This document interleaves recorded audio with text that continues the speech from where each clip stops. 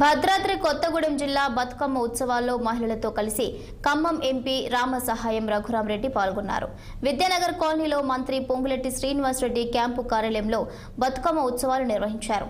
తెలంగాణ సాంప్రదాయ పండుగ బతుకమ్మ అని పూలను పూజించే అద్భుతమైన పండుగ అంటూ బతుకమ్మ గొప్పతనాన్ని వివరించారు ఎంపీ రామసహాయం రఘురామరెడ్డి.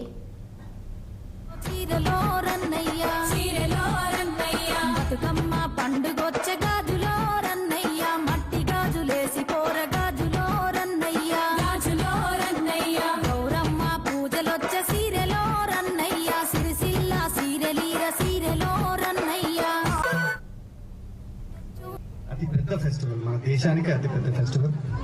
మీ అందరికీ దసరా ఫెస్టివల్ విషెస్ చెప్తున్నాను అన్నమాట. అందరు చల్లగా బతకండి, అన్ని కుటుంబాలు బాగా ఉండాలని ప్రాధాన్యపడుతున్నాను. Thank you. బతుకమ్మ సంబరాలు సంబంధించిన నన్ను తెలిసినందుకు మీ ఆడపడుచులందరికీ నా కృతజ్ఞతలు తెలుపుకుంటున్నాను. చాలా కలర్ఫుల్గా అరేంజ్మెంట్స్ చేశారనమాట.